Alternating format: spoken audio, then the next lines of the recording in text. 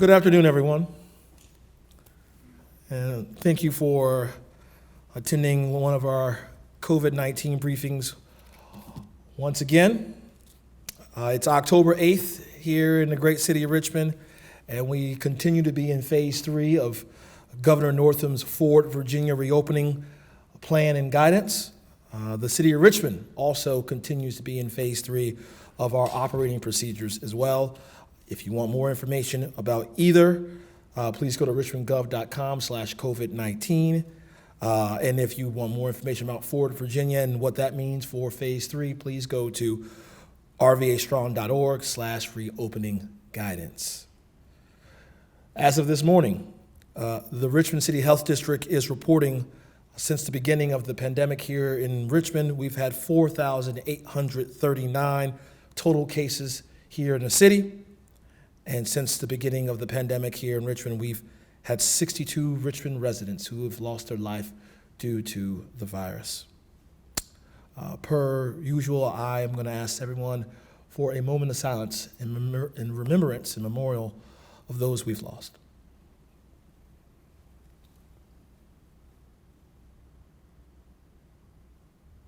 Thank you. Also, as we continue to use every tool that's available to us here as a city and as a people, we must take all precautions. And I think one of those precautions that we must take is to track whether or not we've been exposed. And the best way to do that, I think, is by downloading the application to your smartphone, COVID-wise.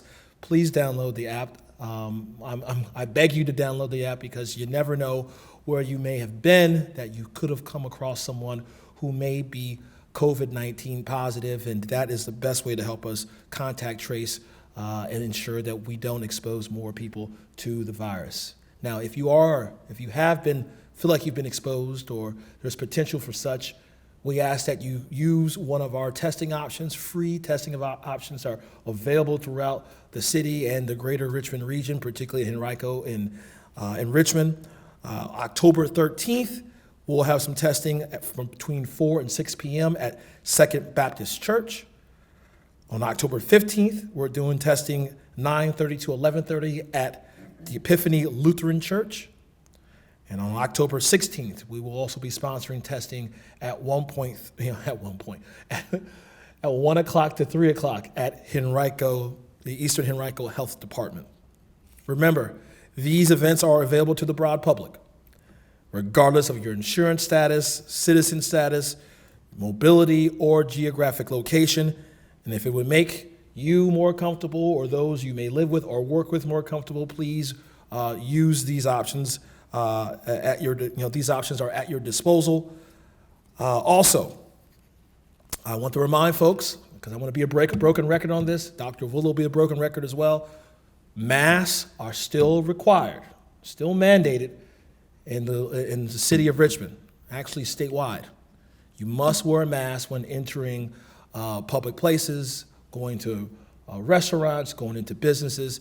It is mandatory. And it's the easiest way to keep not only yourself safe, but keep your community safe as well. So we still ask that you cover your face, cover your nose, and wear your mask properly. Now, Richmonders picked up 9,000 masks in the month of September. 9,000 masks from our mass distribution network.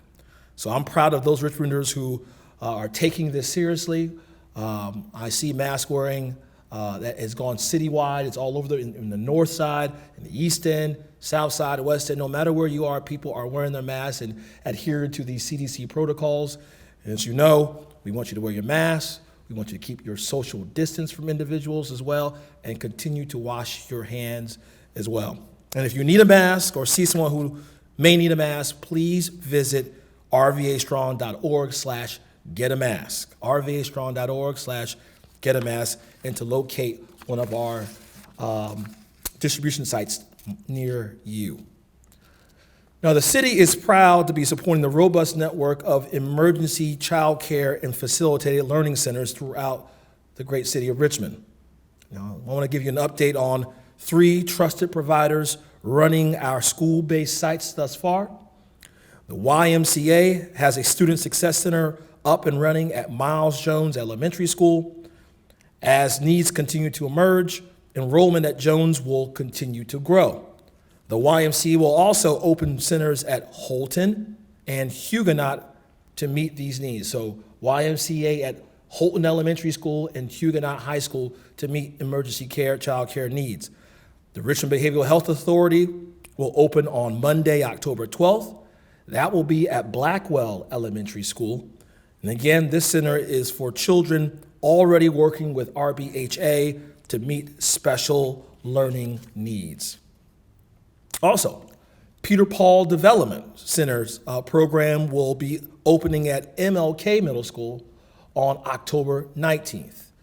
So there's a number of different options available for our residents and their families for this emergency child care.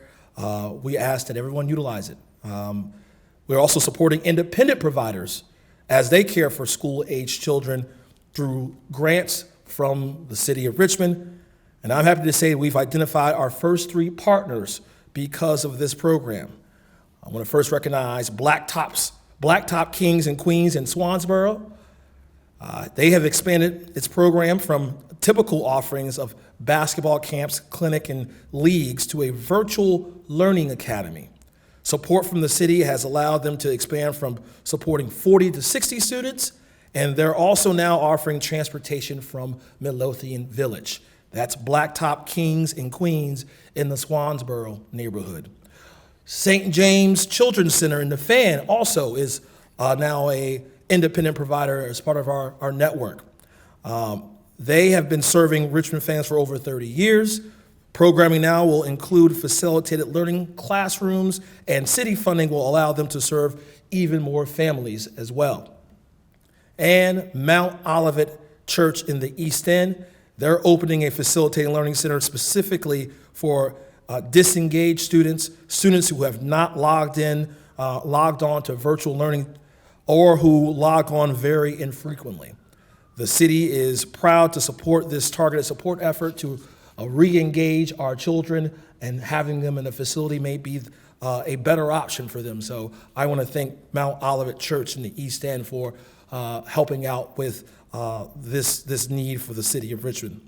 Now, if you know or represent an independent provider who may be interested in this opportunity to serve as a child care site, please visit rvastrong.org/emergency provider support. Now, if you are a caregiver looking for child care or facilitated learning opportunities for your child age, for a school that is child age, I can't get my words right today, Dr. Avila. For your school-aged child, Help One RVA is your go-to resource. You can do a search by zip code and see what providers serve you and your families. This may be a school-based site, one of the independent providers the city is proud to support, or another member of the city's robust network. Now, regardless, we all have the same goal: serve the families and children of Richmond in a safe and affordable environment. And I'm glad and grateful for everyone who stepped up, RPS, our independent providers as well, to ensure that we provide this safety net for our families in this most critical time. Right now, I'd like to ask Dr. Danny Avula with the Richmond City Health District to come up and provide some details on the status of the city's public health. Dr. Avula? Thank you, Mayor Stoney. Good afternoon, everybody. After 35 straight days of decreasing trends in case counts in the city of Richmond, we have unfortunately reversed course. The last few days, we have seen an increasing trend in case counts. We are up to 9.7 cases per 100,000 population. We have also had a continued decreased trend in percent positivity for 32 days now. Our percent positivity, 7-day rolling average, is 2.9%. What has contributed to that increase in the city? A couple of notable things. One, we have had a very significant outbreak in a nursing home assisted living facility with 30 plus cases, and so clearly any outbreak of that significance is going to impact your population level numbers. We also have been investigating an outbreak that stemmed from a wedding, and so residents from across the region all congregated at this wedding, and we have multiple cases that we continue to work up out of that incident. And I think it's just it's a reminder to all of us. I mean, as much as we want to kind of let our guard down and see people and get back to some of those normal activities, anytime people are around each other, the virus can spread. And so if you choose to go to events like this, do your homework, see how much of that can be pushed outside, see how safe you can be to ensure that people are wearing masks and maintaining distance. And when you see that start to break down, when you see people start to get too comfortable and to embrace each other and get close to each other, remind yourself that COVID is still out there, and these are exactly the kind of events that we're going to see spread emanating from. One last, flu vaccinations are underway in the city and in Henrico County. Had a great event this past Friday, vaccinated about 245 folks in Southwood. But a reminder for folks to get their flu vaccine as additional protection from flu, so that our community is not suffering from both flu and COVID as we march into the flu season. And everybody knows we've got an election coming up, and I would ask from a public health standpoint that we do our best to spread out the congregation at the polls. Tremendous strides have been made to allow for early voting. Please take advantage of that. Start that now, so that we don't have everybody showing up on election day, but get out there and vote. Thank you.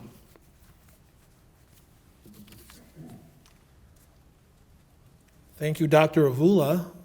And with that, we will take a few questions. Alex? Yeah, I have a question for you, Dr. Avula, first. Can you tell us a little bit more about this outbreak at the wedding?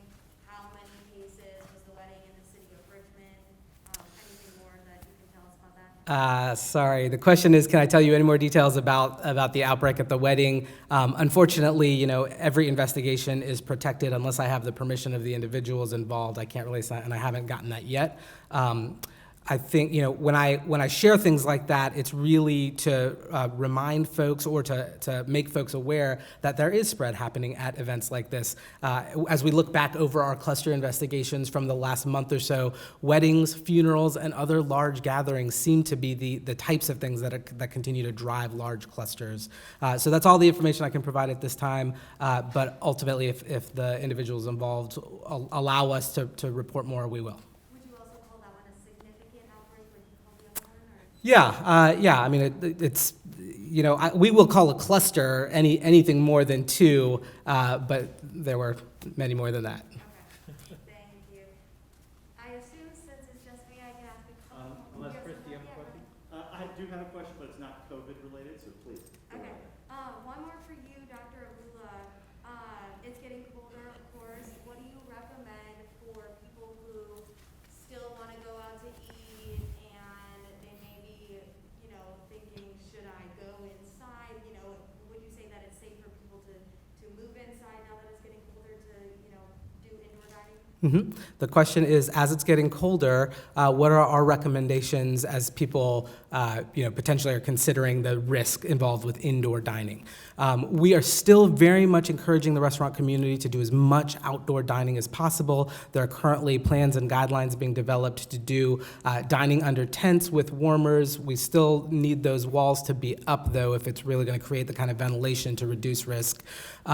Indoor dining has been allowed throughout the pandemic as long as it's done at a distance. And I would say that most of our restaurants are both enforcing that physical distance in terms of the layout of their tables. They've been great about having their employees wear masks. So I think people will have to make a personal decision about how closely adherent is a restaurant being. I know so many of our restaurant community are trying to do everything they can so that they can keep their doors open. I think that two things. things. One, if you fall into one of those high-risk categories, you're elderly, you've got an underlying condition, I would just exercise more caution and perhaps pass on some of those indoor dining opportunities. And two, it's also a function of group size and distance and time, right? So if you are, going to dine with a large group of people who are not your normal quarantine circle, I would really advise against that, because the longer that you are indoors in close proximity to others, the higher your risk is of potentially contracting COVID. Alex, did you have another question?